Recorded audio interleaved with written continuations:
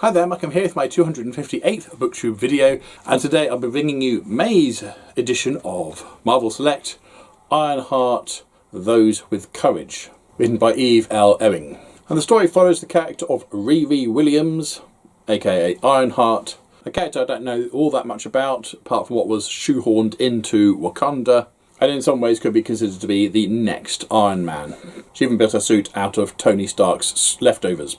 She should have all the same opportunities that Tony Stark as Iron Man had, except, unlike Iron Man, Riri is young, black and female. Now this is set not that long after her origin story, and she's done a bit of heroing already, but is very much treated by the villains and general public alike as a very much second-rate Iron Man. However, Riri isn't going to stoop herself to try and prove herself, she just does what needs to be done. Whether it's stopping a villain in his tracks or saving people from a burning building. She doesn't do it for the accolades, she doesn't do it for the fame, even though her identity is known. There's been no effort to keep her real identity secret. It's just that nobody cares, but she does it anyway.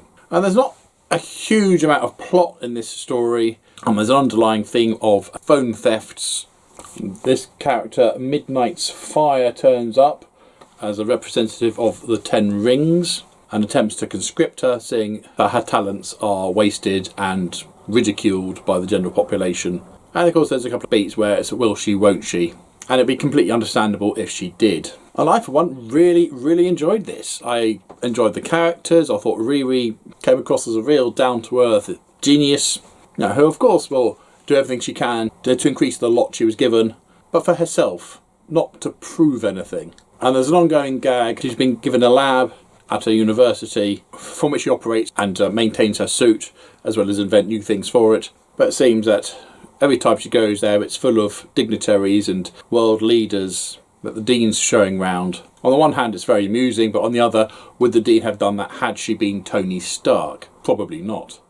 It's the liberties that everybody around her takes because she's she's young. And I didn't personally pick up any racial motivations in this, but there may have been undertones I missed. Witty, clever and fun. I'd say the only weak point really is there's not much of a plot, but we just follow Riri's story as she's trying to make friends, as she's trying to work in a lab that's constantly been visited by important people that she doesn't want to see. There's a missing friend she's got to try and find, and she constantly ends up fighting this guy. That work is slick, very nicely done, very clear who's who, and there's never a question about what's going on the page. Yeah, full marks for this one, booktastic. So there you go, have you read Ironheart or anything else by Eve L. Ewing?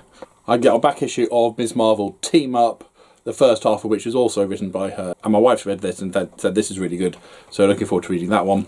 Comment down below, and as usual, if you have nothing nice to say, then please keep it to yourself. Thank you, don't forget to like, subscribe and other YouTubey things if you want. And until next time, see you later.